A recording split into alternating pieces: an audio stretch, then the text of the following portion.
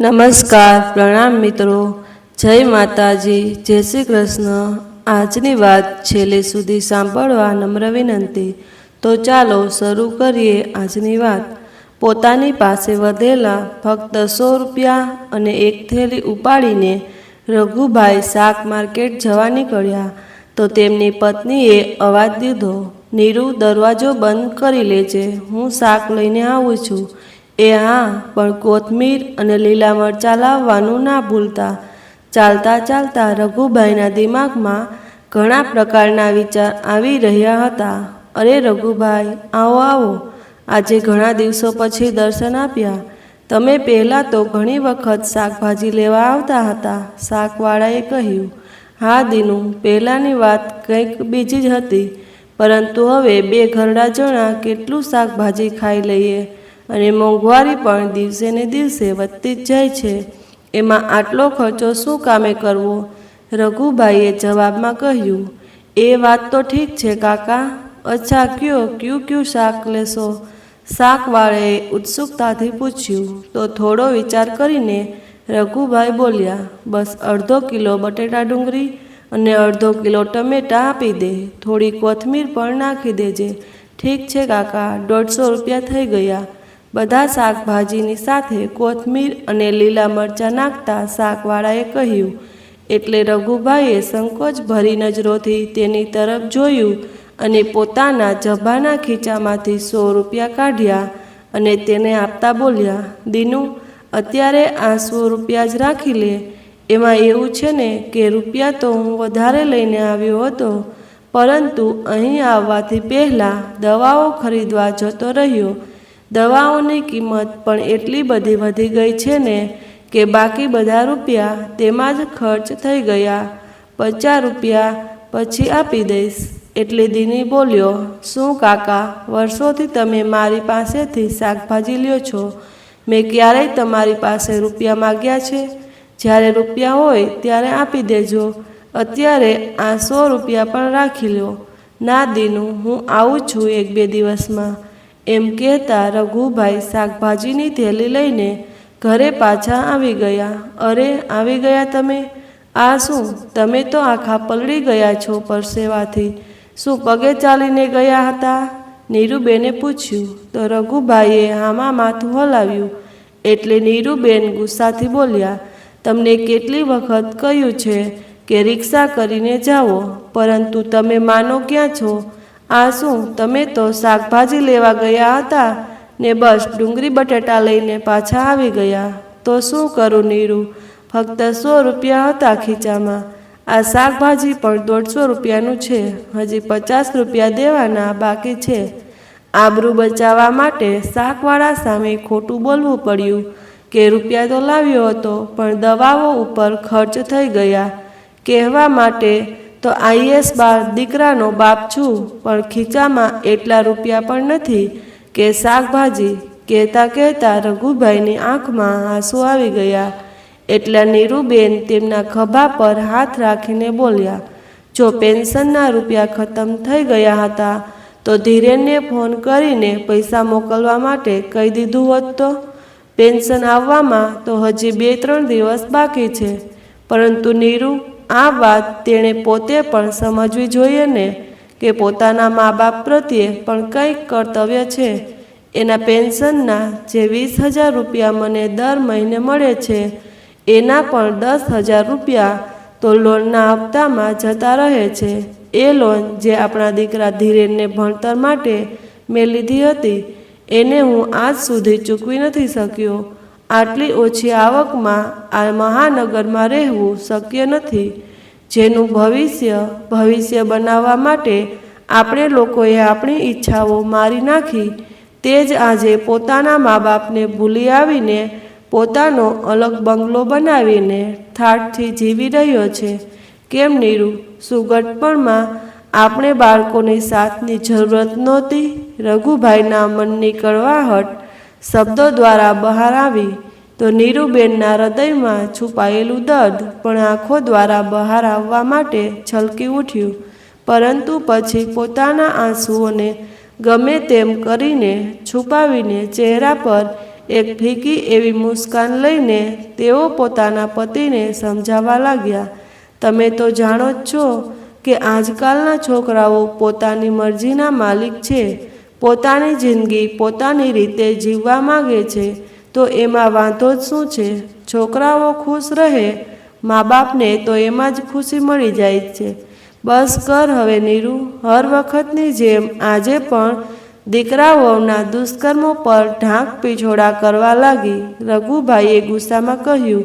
તો થોડીવાર માટે નીરુબેન શાંત થઈ ગયા અને પછી પ્રેમથી બોલ્યા, અરે હું તમારી બધી જ વાતોથી સહેમત છું, પરંતુ વડવાઓ એમ પણ કહીને ગયા છે કે જ્યારે ક્યાંક જોર ના ચાલે ને તો પોતાની જાતને સમજાવી લેવામાં જ ભલાઈ છે. તો ચાલો ફોન લગાવો તમારા દીકરાને રઘુભાઈના હાથમાં મોબાઈલ આપતા નીરુબેને કહ્યું અને તેમની પાસે સોફા પર બેસી ગયા. રઘુભાઈએ ફોન લગાડ્યો.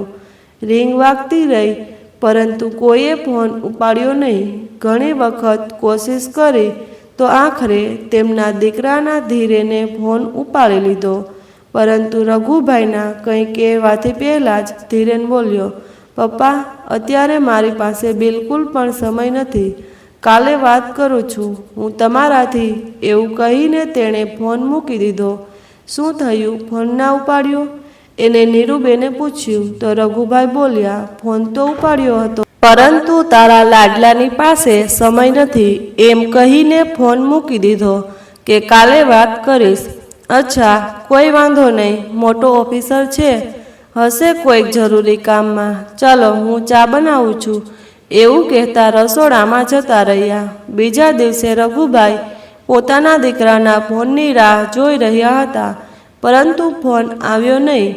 એવો પણ શું વ્યસ્ત છે કે પોતાના મા બાપને એક ફોન પણ નથી કરી શકતો? તે રઘુભાઈ ઉદાસી ભર્યા સ્વરમાં બોલ્યા. ત્યારે તેમના મોબાઈલમાં રિંગ વાગી તો નીરુબેને કહ્યું, જુઓ, આપણો દીકરો એટલો પણ ખરાબ નથી જેટલો તમે એને સમજો છો. અરે નહીં, ધીરેનનો ફોન નથી, આ તો પટેલભાઈનો છે, આપણા જૂના પાડોશી. એવું કહેતા રઘુભાઈએ ફોન ઉપાડ્યો તો સામેથી અવાજ આવ્યો, અરે રઘુભાઈ, કેમ છો? તબિયત તો બરાબર છે ને? હા હા, બધું ઠીક છે, રઘુભાઈએ કહ્યું. એટલે પટેલભાઈ બોલ્યા, જો બધું બરાબર છે તો કાલે પાર્ટીમાં કેમ ન આવ્યા તમે બંને? તેમની વાત સાંભળીને રઘુભાઈ હેરાની ભરેલા સ્વરમાં બોલ્યા, પાર્ટી? કેવી પાર્ટી? અરે ભાઈ, કમાલ કરો છો તમે પણ. કાલે તમારા દીકરા વહુની મેરેજ એનિવર્સરી હતી, શું જોરદાર પાર્ટી આપી હતી, તેમણે પટેલભાઈને કહ્યું. તો રઘુભાઈને તો જાણે કાપો તો લોહી ના નીકળે, તેમનું આખું શરીર એકદમ શૂન્ય પડી ગયું હતું. ત્યારે પટેલભાઈ બોલ્યા, શું થયું રઘુભાઈ, ક્યાં ખોવાઈ ગયા? પછી પોતાની જાતને સંભાળતા રઘુભાઈ બોલ્યા, અરે હા, ધીરેને તો બોલાવ્યા હતા, પરંતુ મારા માથામાં ખૂબ જ દુખાવો હતો, એટલા માટે ક્યાંય જવાનું મન થયું નહીં, અને આમ પણ મને તો ઘરનું જમવાનું જ ફાવે છે. તો પટેલભાઈએ કહ્યું, આમ તો રઘુભાઈ એક વાત માનવી પડશે, આજે જે પોઝિશન પર તમારો દીકરો પહોંચી ગયો છે તે તમારી વર્ષોની તપસ્યાનું ફળ છે. આટલા મોટા મોટા લોકો સાથે ઉઠવા બેસવાનું છે તેનું, અને હવે તો તેને નોકરીમાં વધારે પ્રગતિ મળી ગઈ છે. પટેલભાઈ બોલતા જતા હતા અને રઘુભાઈ ભીની આંખોથી બધી વાતો સાંભળી રહ્યા હતા. પટેલભાઈની સાથે વાત કર્યા બાદ જ્યારે રઘુભાઈએ ફોન મૂક્યો તો નીરુબેન હેરાનીથી બોલ્યા, તમે ફોન પર ખોટું શું કામે બોલી રહ્યા હતા? તમને ક્યાં માથામાં દુખાવો હતો? એટલે રઘુભાઈએ એક ઊંડો શ્વાસ લીધો અને કહ્યું, નીરુ, કાલે આપણા દીકરા વહુની મેરેજ એનિવર્સરી હતી. કાલે રાત્રે આપણા ઓફિસર દીકરાએ પોતાના મિત્રો અને સગા સંબંધીઓને 5 સ્ટાર હોટલમાં પાર્ટી આપી હતી. એ જ કામમાં વ્યસ્ત હશે કે આપણી સાથે વાત કરવાનો પણ સમય નહોતો તેની પાસે. આ સાંભળીને નીરુબેન બોલ્યા, અરે હા, કાલે તો 27 નવેમ્બર હતી. 27 નવેમ્બરના તો આપણે છોકરાઓની એનિવર્સરી હોય છે, આપણે કેમ ભૂલી ગયા તેમને વિશ કરવાનું? કદાચ એટલા માટે છોકરા આપણાથી નારાજ હશે એટલે તો તું પણ હદ કરે છે નીરુ. આપણે વિશ ન કર્યું તો શું એટલે આપણને પાર્ટીમાં ન બોલાવ્યા? તેમની હકીકત તો એ છે કે તે તથાકથિત હાઈ સોસાયટીના લોકોની વચ્ચે આપણને બોલાવીને આપણા દીકરા વહુની આબરૂ ઓછી થઈ જાત. પટેલભાઈ કહી રહ્યા હતા કે શહેરના મોટા મોટા લોકો આવ્યા હતા પાર્ટીમાં. તું જ કે હવે હું બહાનું ના બનાવત તો બીજું શું કરત? એમ કે અમારા દીકરાએ પાર્ટીમાં પોતાના મા બાપને આમંત્રણ પણ આપ્યું જ નહોતું. હજી રઘુભાઈ પોતાની પત્નીને આ બધી વાતો કહી રહ્યા હતા કે તેમના મોબાઈલ પર નોટિફિકેશન આવવા લાગ્યા. જોયું તો પટેલભાઈએ રાતની પાર્ટીના અમુક ફોટા અને વિડીયો વોટ્સઅપ પર મોકલ્યા હતા.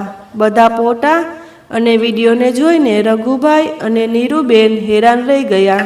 પાર્ટી ખરેખર ખૂબ જ જોરદાર હતી. મોટા મોટા મંત્રી અને સેલિબ્રિટીઝને આવેલા હતા. ધીરેન મિત્રો અને ઓળખીતા લોકો સિવાય તેમની વહુના માતા પિતા અને બીજા સગા સંબંધી પણ પાર્ટીમાં હાજર હતા. સેલિબ્રેશનમાં એક ખૂબ જ મોટી કેક રાખવામાં આવી હતી. કેક કાપતા સમયે વહુના માતા પિતા તે બંનેની બાજુમાં જ ઊભા હતા. આ બધું જોઈને રઘુભાઈ અને નીરુબેન ખૂબ જ દુઃખી થયા. આગલા 2 દિવસ જેમ તેમ તેમણે ઘરનો ખર્ચો ચલાવ્યો. ત્રીજા દિવસે હાથમાં પેન્શન આવ્યું તો રઘુભાઈ સૌથી પહેલાં શાકવાળાને રૂપિયા દેવા જતા રહ્યા. પછી ઘરે આવવા માટે જેવા પાછા ફર્યા તો દર વખતની જેમ રસ્તામાં ફળોની એક દુકાન પર ઊભા રહી ગયા. જેવા જ અંદર ગયા તો દુકાનદાર, જેનું નામ મુકેશ હતું, તેમને જોતા જ પોતાની ખુરશી પરથી ઊભા થઈને તેમને પગે લાગ્યો. એટલે રઘુભાઈ તેને પોતાના ગળે લગાડી લીધો. તમે કેમ છો કાકા? દુકાનદારે પૂછ્યું તો રઘુભાઈ બોલ્યા, ઠીક છું બેટા, ઘણા દિવસોથી તને મળ્યો નહોતો એટલે મળવા આવી ગયો. કામ ધંધો કેવો ચાલી રહ્યો છે બેટા? કાકા, તમારી મહેરબાની અને ઉપરવાળાની કૃપાથી બધું જ બરાબર છે. એવું કહેતા મુકેશ રઘુભાઈ માટે ફ્રૂટ કાઢવા લાગ્યો. અરે ના બેટા, ફળોની જરૂર નથી. અરે ખાતા પીતા રહો કાકા, જુઓ તો કેટલા કમજોર થઈ ગયા છો. એવું કહેતા દુકાનદારે ફળોની થેલી ભરીને તેમની પાસે રાખી દીધી. પરંતુ મુકેશ બેટા, જેટલા રૂપિયા લાવ્યો હતો એ તો ખર્ચ થઈ ગયા. શું કામે મને શરમાવો છો કાકા? તમારા કારણે તો હું આજે પોતાના પગ પર ઊભો છું. હું ભૂલ્યો નથી. જે સમયે કોઈ પણ મારી મદદ કરવા માટે તૈયાર નહોતું તો તમે જ મારી મદદ કરી હતી. 7 વર્ષ પહેલાં જ્યારે મારા બાપુજીનો હાથ મારા માથા પરથી હટી ગયો અને મારી બા બીમાર રહેતી હતી તો 1 રૂપિયો નહોતો મારી પાસે તેમના ઈલાજ માટે. તેમનો ઈલાજ કરાવવા માટે હું ચોરીનો રસ્તો અપનાવવા મજબૂર થઈ ગયો હતો. ત્યારે મને ન ફક્ત મારી બાના ઈલાજમાં મારી મદદ કરી, પરંતુ મને થોડાક રૂપિયા દઈને આ ધંધો પણ શરૂ કરાવ્યો. તમારા તે ઉપકારોનો બદલો હું આખી ઉંમર નહીં ચૂકવી શકું. થોડીવાર મુકેશ સાથે વાતો કર્યા પછી રઘુભાઈ પોતાના ઘરે પાછા આવી ગયા. થોડા દિવસો આમ જ વીતી ગયા. એક દિવસ જ્યારે સવારે વોકિંગ કરીને ઘરે પાછા આવ્યા તો રઘુભાઈ બોલ્યા, અરે આ શું નીરુ, હજુ સુધી સૂતી છો? તબિયત તો ઠીક છે ને? ખબર નહીં, ફરીવાર છાતીમાં બળતરા થઈ રહી છે. અરે નીરુ, કેટલી વાર કહ્યું છે એક વખત હાલીને ચેકઅપ કરાવી લઈએ, પરંતુ તું માને છે ક્યાં? ખર્ચાના ડરથી પોતાની તબિયત પર ધ્યાન ના દેવું એ તો ઠીક નથી ને. આજે તારે ડૉક્ટર પાસે હાલવું જ પડશે. જીદ કરીને રઘુભાઈ નીરુબેનને બાજુમાં જ રહેવાવાળા પોતાના ફેમિલી ડૉક્ટર પાસે લઈ ગયા. પરંતુ ડૉક્ટરે ચેકઅપ કરીને કહ્યું, બાબત થોડી ગંભીર છે, તમે આમને કોઈ સારા હોસ્પિટલમાં દેખાડી આવો. આ સાંભળી રઘુભાઈ ચિંતામાં પડી ગયા. એમ વિચારીને કે મોટી હોસ્પિટલમાં ખર્ચો પણ વધારે આવશે. ડૉક્ટર પાસે ચેકઅપ કરાવીને જ્યારે ઘરે પાછા આવ્યા તો રઘુભાઈએ ફરીવાર પોતાના દીકરાને ફોન કર્યો. હેલો બેટા. હા પપ્પા, કેમ છો? તમે ઘણા દિવસોથી કોશિશ કરી રહ્યો છું કે થોડો સમય કાઢીને તમને મળવા આવી શકું, પરંતુ દર વખતે કોઈને કોઈ કામ નીકળી આવે છે. હા બેટા, હું સમજુ છું. હું તો ઠીક છું, પણ તારી મમ્મીની તબિયત ઠીક નથી. કેમ, શું થયું મમ્મીને? ધીરેને પૂછ્યું. તો રઘુભાઈ રૂંધાયેલા અવાજમાં બોલ્યા, ખબર નહીં, થોડાક દિવસોથી બીમાર છે. મોટી હોસ્પિટલમાં દેખાડવાની સલાહ આપી છે ડૉક્ટરે. અને તને તો ખબર છે કે મારી પાસે એટલા રૂપિયા નથી. તો પપ્પા, એમને ડૉક્ટર મહેતા પાસે લઈ જાવ ને, હું એમની સાથે વાત કરી લઈશ. હા બેટા, એ તો ઠીક છે, પરંતુ જો તેમને ટેસ્ટ કરાવવા માટે કહ્યું અથવા તો ફરી કોઈ હોસ્પિટલમાં જવા માટે કહ્યું તો રૂપિયા તો જોઈશે ને. અરે પપ્પા, આખા શહેરમાં તમે ક્યાંય પણ ઈલાજ કરાવડાવો, કોઈ પણ ટેસ્ટ કરાવડાવો, બસ મારી સાથે વાત કરાવી દેજો. હવે હું ફોન રાખું છું. પપ્પા, થોડું કામ છે. રઘુભાઈ ફોન ઉપર હેલો હેલો કરતા રહી ગયા, પણ ધીરેને તો ફોન મૂકી દીધો હતો.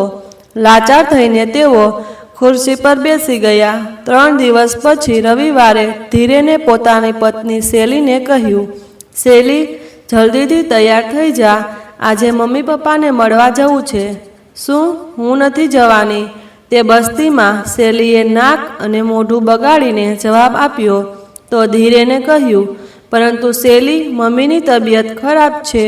3 દિવસ થઈ ગયા છે. પપ્પાનો પણ ફોન આવ્યો હતો અને મળવા જવું તો દૂર, હું તો એમને રૂપિયા પણ ન મોકલી શક્યો. તો ડ્રાઈવરના હાથે મોકલી દો ને રૂપિયા. મને આવવા માટે ના કહો, પરંતુ શેલી, મમ્મીના હાલચાલ પૂછવા તો જવું પડશે ને. એ તો સારું થયું કે તેમણે ફરીવાર ફોન ન કર્યો, નહીતર મારી પાસે સમય ક્યાં હતો ત્યાં જવા માટે. આ સાંભળીને શેલી જરાક ગભરાઈને બોલી, અરે હા, 2 દિવસ પહેલાં પપ્પાનો ફોન આવ્યો હતો મારા ફોન ઉપર. હું તમને કહેવાનું ભૂલી ગઈ. શું તું આ વાત ભૂલી ગઈ? કેવી રીતે? હું એટલે ભૂલી ગઈ કે તમે વિડીયો કોન્ફરન્સમાં વ્યસ્ત હતા.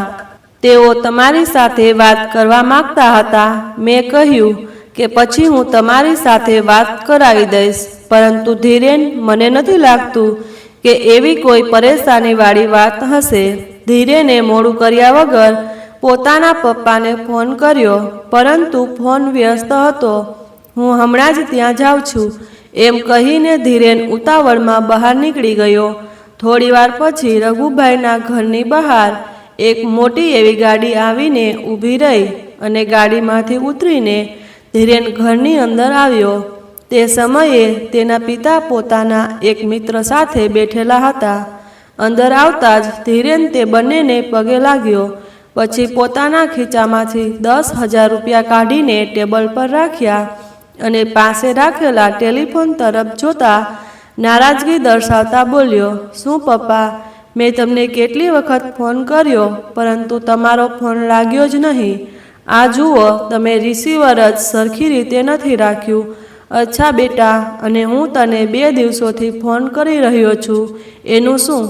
અરે પપ્પા, શું કહું તમને, હું કેટલો વ્યસ્ત હતો. જે સમયે તમારો ફોન આવ્યો એ સમયે હું CM સાથે વિડીયો કોલ પર હતો. પરંતુ તો તમે બીજી વખત ફોન કેમ ન કર્યો? બેટા, મેં 1 વખત નહીં, ઓછામાં ઓછી 10 વખત ફોન લગાડ્યો હતો. શેલીના મોબાઈલ પર વિશ્વાસ ન હોય તો જોઈ લે. મારો મોબાઈલ. અચ્છા, કદાચ તેનો ફોન સાયલેન્ટ પર હશે. ચાલો મૂકો આ વાતને, તમે આ મીઠાઈ ખાઓ. પપ્પા, હવે તમારા દીકરાની પ્રગતિ થઈ ગઈ છે. હું કેબિનેટ સેક્રેટરી બની ગયો છું. લ્યો કાકા, તમે પણ ખાઓ. મમ્મી, જલ્દી બહાર આવ, હું તમારી પસંદની મીઠાઈ લાવ્યો છું. ખૂબ જ સારા સમાચાર છે. રહેવા દે બેટા, તારી માં હવે આ દુનિયામાં નથી રહી, રઘુભાઈ ગંભીર સ્વરમાં બોલ્યા. તો ધીરેન આશ્ચર્યથી તેમની તરફ જોવા લાગ્યો. ફક્ત તારી બેદરકારીના કારણે મારી નીરુ હંમેશા માને કહેતા રઘુભાઈની આંખમાંથી આંસુ છલકાઈ ગયા. શું? આ તમે શું કહી રહ્યા છો પપ્પા? ધીરેન જોરથી બોલ્યો. ત્યારે રઘુભાઈના મિત્ર ભૂપતભાઈએ કહ્યું, બેટા, તારા પપ્પાએ ડૉક્ટર મહેતાની સલાહ લીધી તો તેમણે સારી હોસ્પિટલમાં જવા માટે કહ્યું, પરંતુ રૂપિયા વગર મોટી હોસ્પિટલમાં તારી મમ્મીને એડમિટ પણ કરવામાં આવ્યા નહીં. તારો આ ઘરડો બાપ તે લોકોની સામે હાથ જોડીને આજીજી કરતો રહી ગયો, પરંતુ રૂપિયા જમા કરાવ્યા વગર તેઓ ઈલાજ શરૂ કરવા માટે બિલકુલ તૈયાર નહોતા. આ બધું સાંભળીને ધીરેનના હોશ ઉડી ગયા. તે પોતાનું માથું પકડીને જમીન પર બેસી ગયો. આજે તેની બેદરકારીના કારણે જ તેની મમ્મી આ દુનિયામાંથી જતી રહી હતી. પછી કાંપતા સ્વરમાં તે બોલ્યો, અને મમ્મીના અંતિમ સંસ્કાર પણ પરમ દિવસે થઈ ગયા છે. પછી ધીરેન રડતા રડતા બોલ્યો, તમે મને કહ્યું પણ નહીં, એવું શું કામ કર્યું તમે? બેટા, મારી પાસે અહીં ઘણા લોકો છે મદદ કરવા માટે. તું પોતાના ઘરે જા. જરૂરતના સમય પર જો તું અહીં હોત ને તો આજે નીરુ આપણી સાથે હોત. હવે જતો રહે અહીંથી, અને હા, તારા રૂપિયા પણ લઈ જા. હવે મારે આ રૂપિયાની કોઈ જરૂરત નથી. ઉદાસ ભાવથી ધીરેન પોતાના ઘરે પાછો આવી ગયો. આવું કઈ રીતે કરી શકે પપ્પા મારી સાથે? મારી મમ્મીના અંતિમ દર્શન પણ ન કરી શક્યો. ધીરેનની આ વાત સાંભળી તેની પત્ની શૈલી બોલી, પરંતુ ધીરેન, પપ્પાએ તેમના અંતિમ સંસ્કાર આટલા જલ્દી શું કામે કરી નાખ્યા? શૈલી, જો તે ફોન ઉપાડ્યો હોત ને તો આ પરિસ્થિતિ ન આવત. આ જો તારા ફોનમાં 10 મિસ કોલ છે, પરંતુ ધીરેન, આ બધા કોલ કોઈ અજાણ્યા નંબરથી આવેલા છે. મને કેમ ખબર પડે કે ફોન પપ્પા કરી રહ્યા છે? 2 દિવસ વીત્યા તો ધીરેનની પાસે તેના સસરાનો ફોન આવ્યો. શૈલીએ ફોન ઉપાડ્યો તો અવાજ આવ્યો, બેટા, જલ્દીથી ટીવી ચાલુ કર. પણ શું થયું પપ્પા? સવાલ ના પૂછ, ન્યૂઝ ચેનલ ચાલુ કર. હમણાં જ શૈલીએ જલ્દીથી ટીવી ચાલુ કર્યું તો સામે ખબર આવી રહી હતી, અદાલતે આજે એક ઐતિહાસિક નિર્ણય લીધો છે. એક વૃદ્ધ મહિલા જેનું મૃત્યુ હૃદયરોગના કારણે થયું છે, તેના પતિએ પોતાના દીકરા પર જ તેની હત્યાનો આરોપ લગાડ્યા છે, અને કોર્ટે પણ પોલીસને FIR દાખલ કરવા માટે આદેશ આપી દીધો છે. અને એ જાણીને હેરાની થશે કે જેના પર હત્યાનો આરોપ લગાડ્યો છે તે બીજું કોઈ નહીં પરંતુ કેબિનેટ સેક્રેટરી ધીરેન કુમાર છે. આટલું સાંભળતા જ ધીરેન અને શૈલીના માથે જાણે આપ તૂટી પડ્યું. પછી ટીવી સ્ક્રીન પર દેખાણા રઘુભાઈ. તો જણાવો સર, જ્યારે તમારા પત્ની નીરુબેનનું મૃત્યુ હાર્ટ એટેકથી થયું તો પોતાના દીકરા ઉપર તમે હત્યાનો આરોપ કઈ રીતે લગાડી શકો? જુઓ મેડમ, આ એક હત્યા જ છે. મારા દીકરાની બેદરકારીના કારણે જ મારી પત્નીનું મૃત્યુ થયું છે. જો મારી પાસે પત્નીને ઠીક સમયે ઈલાજ મળી જાત ને તો તે આજે જીવતી હોત. મારું માનવું છે કે આજે ઘણા બધા વૃદ્ધો આવી જ સમસ્યાથી પસાર થઈ રહ્યા હશે, અને હું એ વાત માટે માનનીય કોર્ટનો આભારી છું કે તેમણે મને આ બધી સમસ્યાઓને સામે લઈ આવવા માટે તક આપી. મને પૂરો વિશ્વાસ છે કે મને ન્યાયાલયમાંથી ન્યાય જરૂર મળશે. આ જોઈને તો શૈલીના પગ નીચેથી જમીન ખસકી ગઈ, અને ધીરેનને તો જાણે કાપો તો લોહી ન નીકળે. જ્યારે રઘુભાઈ ઘરે પાછા આવ્યા તો તેમની પાસે ધીરેનનો ફોન આવ્યો. હેલો પપ્પા, તમે તમારા દીકરા સાથે આવું કઈ રીતે કરી શકો? એટલે રઘુભાઈએ કહ્યું, બેટા, હવે તો કોર્ટમાં જ વાત થશે, અને ફોન મૂકી દીધો. પછી રઘુભાઈ પોતાની આરામ ખુરશી પર બેસી ગયા. જેવી જ આંખો બંધ કરી તો આંખોમાંથી આંસુ સરી પડ્યા. એક IAS અધિકારી પર કેસની ખબર આખા શહેરમાં અગ્નિની જેમ ફેલાવા લાગી, અને એ કારણે ધીરેનને નોકરીમાંથી સસ્પેન્ડ કરી નાખવામાં આવ્યો. હવે કેસ કોર્ટમાં ગયો તો રઘુભાઈએ પોતાનો કેસ પોતે જ લડવાનો નિર્ણય લીધો. જો કે તેમની મદદ માટે તેમણે એક વકીલ નિયુક્ત કર્યા હતા. કાર્યવાહી શરૂ થઈ. સૌથી પહેલાં તો રઘુભાઈએ પોતાના ફેમિલી ડૉક્ટરને બોલાવ્યા અને પૂછ્યું, જે દિવસે હું મારી પત્નીને તમારી પાસે ચેકઅપ માટે લઈને આવ્યો હતો તે દિવસે શું શું થયું હતું તમે બધાને જણાવો. પછી ડૉક્ટરે કહ્યું, જે દિવસે તેમણે નીરુબેનનું ચેકઅપ કર્યું હતું તે દિવસે રઘુભાઈને કહ્યું હતું કે તેમને હળવો હાર્ટ એટેક આવ્યો છે અને તેમને કોઈ સારી હોસ્પિટલમાં દેખાડવાની સલાહ આપી હતી. રઘુભાઈની પાસે ફીના પણ રૂપિયા નહોતા, એટલે મેં તેમની પાસેથી રૂપિયા લીધા નહોતા. આ વાત પર રઘુભાઈએ કહ્યું, જજ સાહેબ, હવે તમે જ કહો, જો મારી પાસે ડૉક્ટરની ફીઝના પણ રૂપિયા નહોતા તો કઈ રીતે હું મારી પત્નીને ઈલાજ માટે સારી હોસ્પિટલમાં લઈ જાઉં. પછી રઘુભાઈએ બીજા એક ડૉક્ટરને બોલાવ્યા અને જજ સાહેબને કહ્યું કે આ એ જ હોસ્પિટલના ડૉક્ટર છે જે હોસ્પિટલમાં તેઓ નીરુબેનને ઈલાજ માટે લઈને ગયા હતા. પછી હોસ્પિટલના ડૉક્ટરે પોતાની ગવાહીમાં કોર્ટને જણાવ્યું કે જ્યારે રઘુભાઈ પોતાની પત્નીને લઈને આવ્યા હતા તો તેમની પાસે તેમના ઈલાજ માટે બિલકુલ પણ રૂપિયા હતા નહીં, એટલે મારે ડૉક્ટરે ઈલાજ કરવાની ના પાડી દીધી, કેમ કે એ હોસ્પિટલના નિયમની વિરુદ્ધ હતું. રઘુભાઈએ મને કહ્યું કે તેમનો દીકરો એક IAS ઓફિસર છે અને બીજા દિવસે તે આવીને બધા રૂપિયા ચૂકવી દેશે. પરંતુ જ્યારે હોસ્પિટલ મેનેજમેન્ટે તેમને પોતાના દીકરા સાથે વાત કરાવવા માટે કહ્યું તો તેઓ ઘણીવાર સુધી ફોન લગાડતા રહ્યા, પરંતુ તેમના દીકરા સાથે વાત ન કરાવી શક્યા. પછી ભાઈ બોલ્યા, જજ સાહેબ, તે રાત્રે હું ધીરેનને ફોન લગાડતો રહ્યો, પરંતુ તેણે એક વખત પણ ફોન ઉપાડ્યો નહીં. અને પછી જ્યારે મેં મારી વહુ શેલીને ફોન લગાડ્યો તો તેણે કહ્યું કે ધીરેન અત્યારે કોઈ કામમાં વ્યસ્ત છે. હું એને હજી કંઈ કહું કે ખૂબ જ ઇમરજન્સીની પરિસ્થિતિ છે એ પહેલાં તો તેણે વાત સાંભળ્યા વગર ફોન મૂકી દીધો. જજ સાહેબ, રૂપિયાના અભાવમાં કોઈ ડૉક્ટર પણ મારી પત્નીનો ઈલાજ કરવા માટે તૈયાર થયો નહીં. ત્યાર પછી જ્યારે હું મારી પત્નીને લઈને સરકારી હોસ્પિટલમાં જઈ રહ્યો હતો તે દરમિયાન તેની હાલત વધારે ગંભીર થઈ ગઈ અને રસ્તામાં જ તેણે દમ તોડી નાખ્યો. આ વાત પર ધીરેનના વકીલે પોતાની દલીલ આપી અને રઘુભાઈને દોષી બતાવતા બોલ્યો, પરંતુ તમારે એ હોસ્પિટલમાં જ રહીને ધીરેનને ફરીવાર ફોન લગાડવો જોઈતો હતો. થોડા સમય પછી તે ફોનનો જવાબ જરૂર આપત. તમારી ઉતાવળના કારણે તમારા પત્નીનું મૃત્યુ થયું છે. એટલે રઘુભાઈ ગુસ્સામાં બોલ્યા, બિલકુલ ખોટી વાત જજ સાહેબ. તમે પૂછો ડૉક્ટરને કે મેં કેટલી વાર સુધી ત્યાં રાહ જોઈ હતી, કેટલી વખત મારા દીકરાને ફોન લગાડ્યો હતો.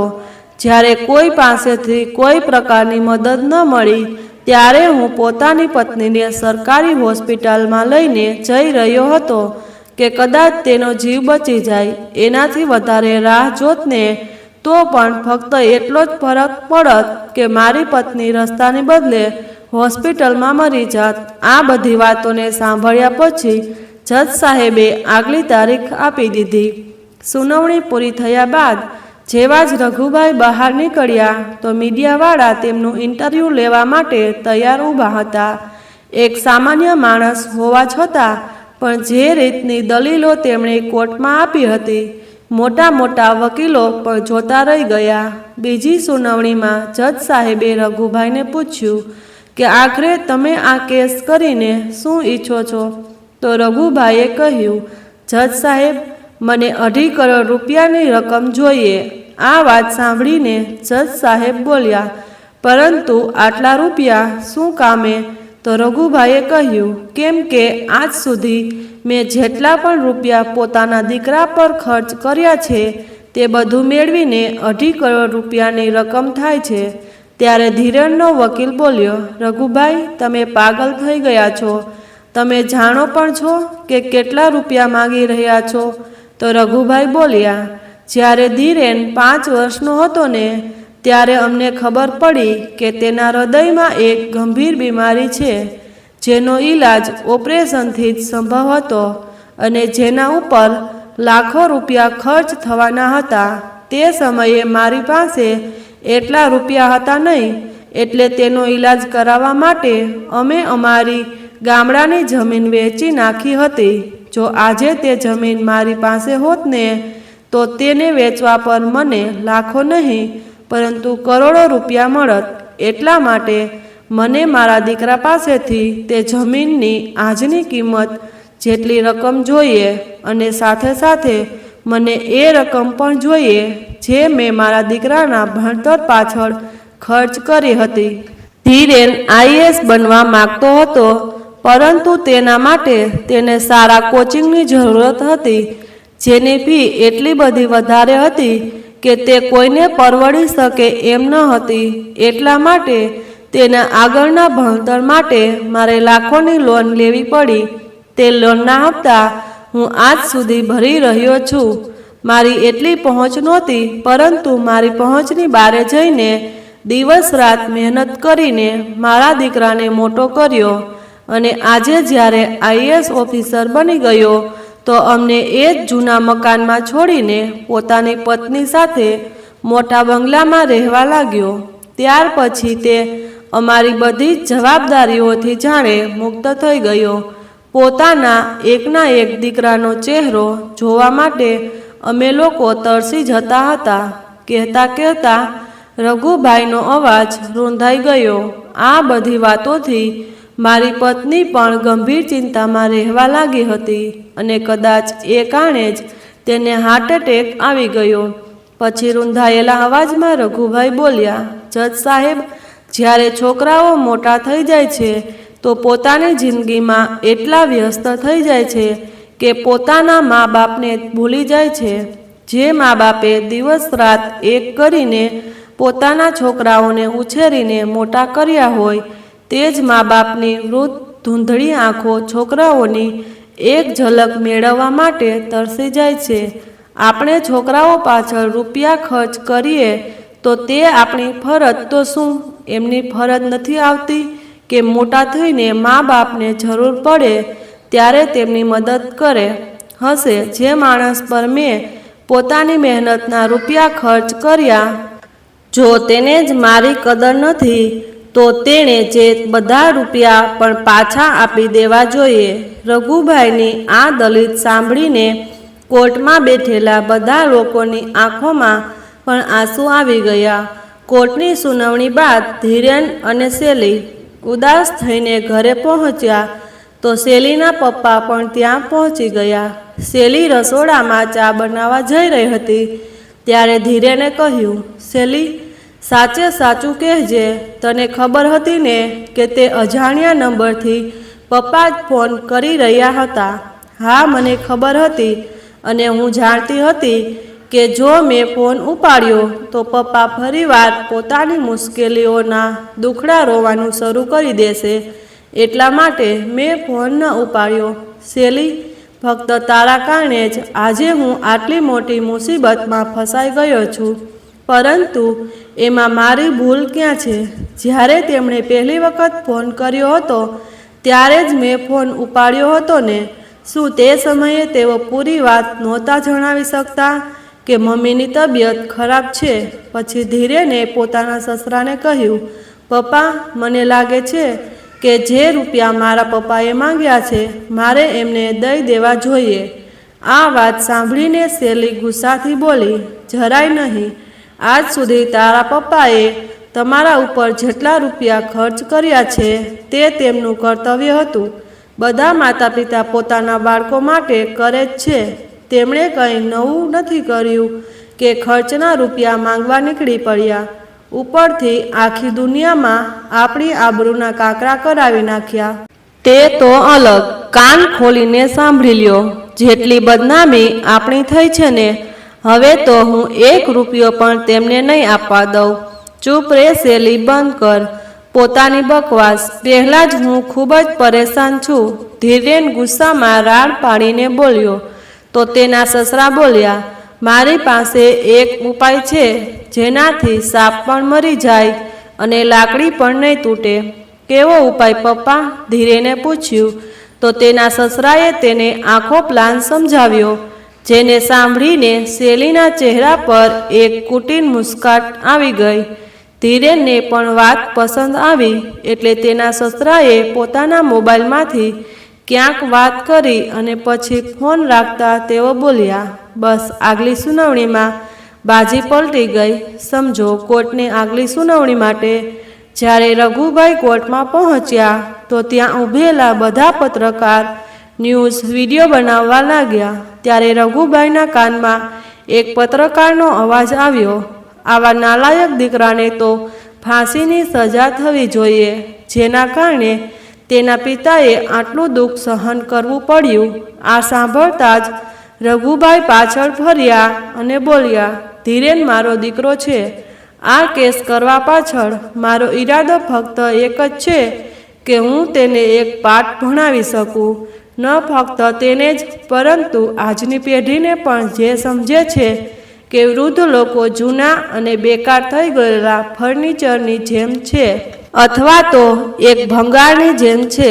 કાર્યવાહી શરૂ થઈ તો ધીરેનના વકીલે પોતે જ ધીરેનને કટઘરામાં બોલાવ્યો અને તેણે જણાવ્યું કે તેના પિતા રઘુભાઈને ભૂલવાની બીમારી છે.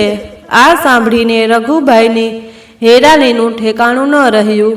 ત્યાર પછી ધીરેનના વકીલે રઘુભાઈના વકીલ સાથે પણ પૂછતાછ કરી અને જ્યારે તેમને રઘુભાઈની ભૂલવાની બીમારી વિશે પૂછ્યું તો તેમણે પણ ખોટી બાતમી આપી દીધી કે રઘુભાઈ ઘણી વાતો ભૂલી જાય છે.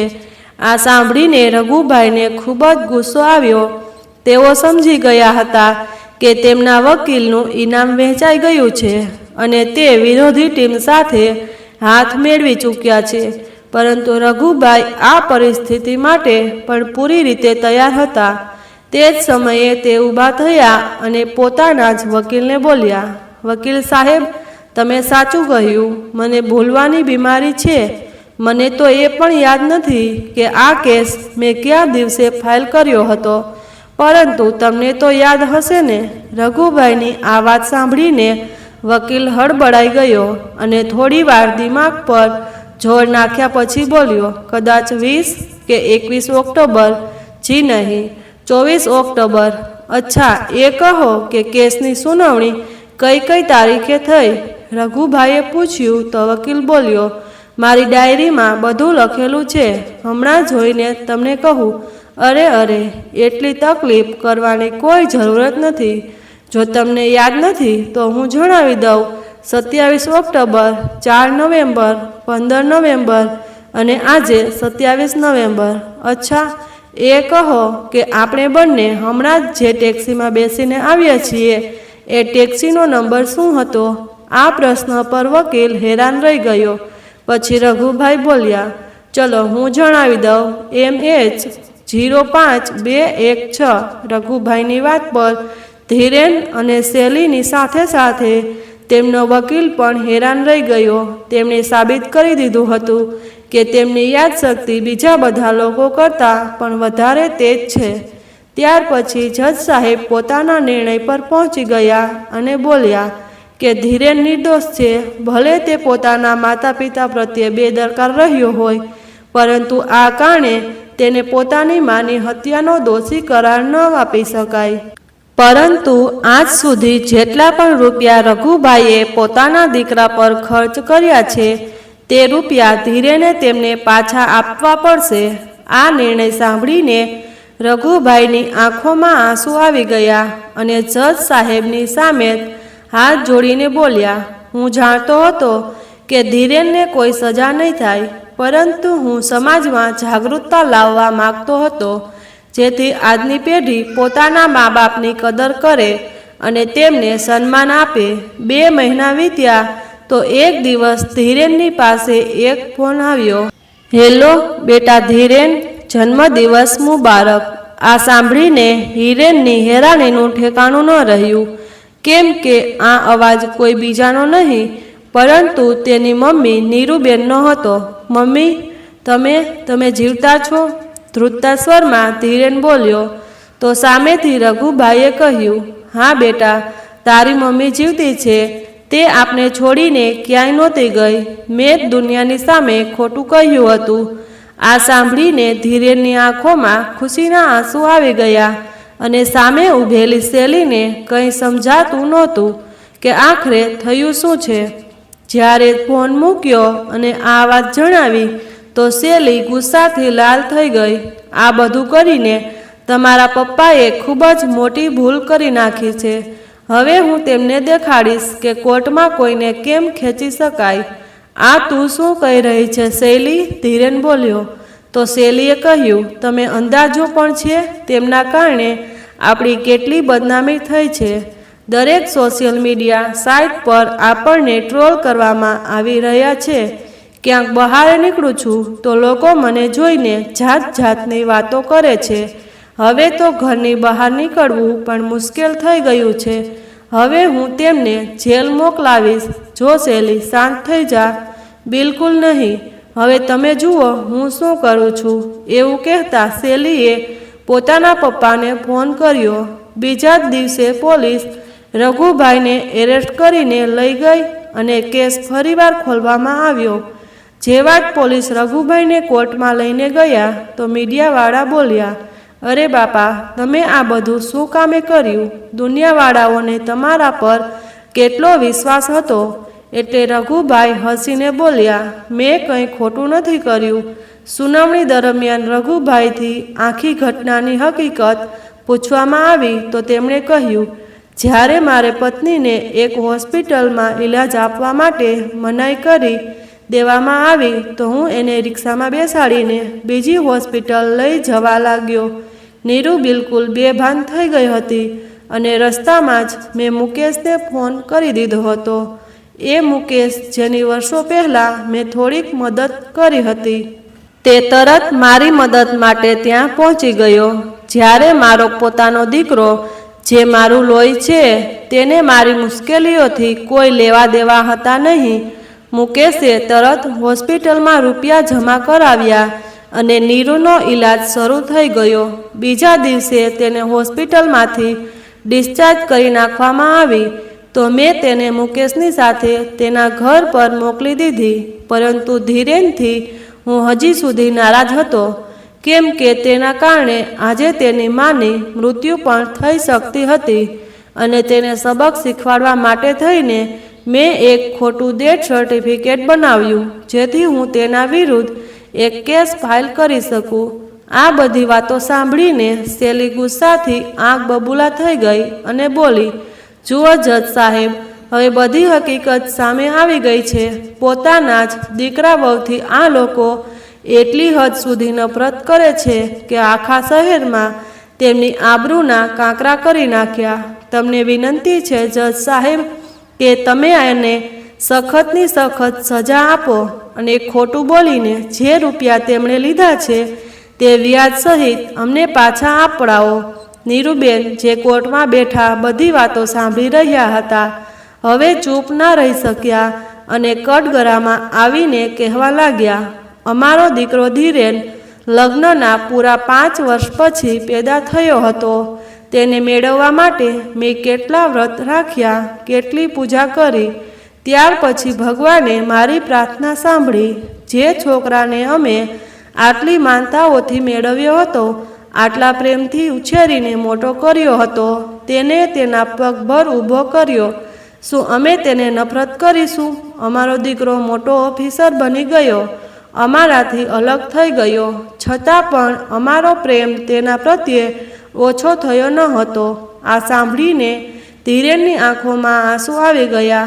પછી નીરુબેન બોલ્યા, અને જ્યાં સુધી રહી વહુની વાત, તો ધીરેનને તો છતાં પણ 6 મહિનામાં એકાદી વખત અમને મળવા આવી જતો હતો, પરંતુ વહુ તેની સાથે ક્યારેય પણ નથી આવી. દેશી ઘીના લાડુ, નારિયેળની બરફી, આ બધું શૈલીને ખૂબ જ પસંદ હતું. બધું બનાવીને હું મોકલતી રહી. તેના માટે 1 વર્ષ પહેલાં શૈલી બીમાર પડી ગઈ હતી.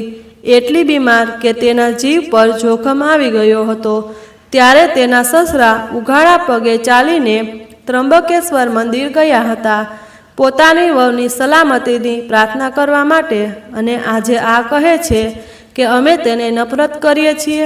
શૈલી બેટા, જે રૂપિયા તું પોતાના સસરા પાસે માગી રહી છે તેમાંથી 1 રૂપિયો પણ હવે તેમના નામ પર નથી. અહીં સુધી કે તેમણે તો પોતાનું જૂનું મકાન પણ વેચી નાખ્યું છે. આ સાંભળીને શેલીનો વકીલ બોલ્યો, ખોટું, બિલકુલ ખોટું. એવું થઈ જ ન શકે કે આટલા બધા રૂપિયા તમે ખર્ચ કરી નાખ્યા. તો નીરુબેન બોલ્યા, પરંતુ આ હકીકત છે. મારા પતિએ તે રૂપિયાથી એક ખૂબ જ મોટું વૃદ્ધાશ્રમ બનાવ્યું છે, જેમાં સંતાન દ્વારા ધૂતકારવામાં આવેલા વૃદ્ધો માટે બધી સુવિધાઓ ઉપલબ્ધ છે, જેથી તે લોકો પોતાના જીવનની સંધ્યાકાળે આનંદથી રહી શકે. તેમને ખબર હતી કે તેમણે અપરાધ કર્યો છે અને એક દિવસ હકીકત બધાની સામે પણ આવશે, પરંતુ તે લાખો વૃદ્ધોની પરેશાનીઓ, તેમની પીડા, તેમના દુઃખ બધાની સામે લાવવા માગતા હતા અને પોતાના આ ઉદ્દેશ્યમાં તેઓ સફળ પણ થઈ ગયા. આ બધી વાતો સાંભળીને અદાલતમાં બેઠેલા બધા લોકો તાળી વગાડવા લાગ્યા અને કદાચ શેલીના કઠોર હૃદયમાં પણ થોડીક ભાવનાઓ જાગૃત થઈ ગઈ. ઊભી થઈને તે બોલી, જજ સાહેબ, હું મારો કેસ પાછો લઉં છું, અને કોર્ટમાંથી બહાર જતી રહી. ત્યારે જજ સાહેબ બોલ્યા, કેસ તો પાછો લઈ લેવામાં આવ્યો, પરંતુ રઘુભાઈએ જે કર્યું તેને અદાલત માફ ન કરી શકે. એટલા માટે તેમને 3 મહિનાની કેદની સજા સંભળાવવામાં આવે છે. રઘુભાઈએ ખુશી ખુશી સજાનો સ્વીકાર કર્યો અને 3 મહિના પછી જ્યારે જેલથી નીકળ્યા તો સીધા પોતાના વૃદ્ધાશ્રમમાં જતા રહ્યા. તેમના દીકરા વહુએ આવીને તેમની પાસે માફી માગી અને જૂની વાતો ભૂલીને તે બંનેને પોતાની સાથે જ હાલવા માટે કહ્યું. જો કે રઘુભાઈએ તેમને માફ કરી દીધા હતા, પરંતુ તેઓ તેમની સાથે જવા માટે તૈયાર થયા નહીં. હવે તેમણે પોતાની બાકીની જિંદગી વૃદ્ધાશ્રમમાં જ વિતાવવાનું નક્કી કરી લીધું હતું. થોડા દિવસો પછી કોર્ટના તે જજ તેમના વૃદ્ધાશ્રમમાં આવ્યા, જેમણે રઘુભાઈનો કેસ સાંભળ્યો હતો. વૃદ્ધાશ્રમનું વાતાવરણ જોઈને જજ સાહેબ ખૂબ જ પ્રભાવિત થયા. બીમાર વૃદ્ધો માટે ત્યાં ડૉક્ટર અને નર્સની પણ વ્યવસ્થા હતી. બધા કાર્યકર્તા વૃદ્ધોનું ભરપૂર ધ્યાન રાખી રહ્યા હતા. પરિવાર જેવું વાતાવરણ બનેલું હતું. જ્યારે રઘુભાઈએ જજ સાહેબને જોયા તો આશ્ચર્યચકિત રહી ગયા. પછી જજ સાહેબ બોલ્યા, રઘુભાઈ, હું અહીં તમારો આભાર માનવા માટે આવ્યો છું. મારો દીકરો જે પૂનામાં નોકરી કરે છે, મહિનામાં 1-2 વખત ખૂબ જ મુશ્કેલીઓથી મને ફોન કરતો હતો, પરંતુ જ્યારથી તમારો કેસ સામે આવ્યો છે ને, ત્યાર પછીથી તે મને રોજ ફોન કરવા લાગ્યો. બીજું તો ઠીક, દરેક વીકેન્ડ ઉપર પત્ની અને બાળકોની સાથે મળવા પણ આવી જાય છે. એમના માટે હું તમારો ખૂબ જ આભારી છું. એટલું કહેતા જજ સાહેબે રઘુભાઈને ગળે લગાડી લીધા. તે સમયે રઘુભાઈના ચહેરા પર મુસ્કાન અને આંખોમાં ખુશીના આંસુ હતા. તો મિત્રો, આજની આ વાર્તા તમને કેવી લાગી અને તમે કયા શહેરમાંથી સાંભળી રહ્યા છો તે કમેન્ટ કરીને જરૂરથી જણાવજો. અને જો વાર્તા ગમી હોય તો લાઈક કરીને વધુમાં વધુ શેર પણ કરજો. અને આવી જ અવનવી વાર્તા સાંભળવા માટે ચેનલને સબસ્ક્રાઈબ કરવાનું ના ભૂલશો. ધન્યવાદ. જય શ્રી કૃષ્ણ.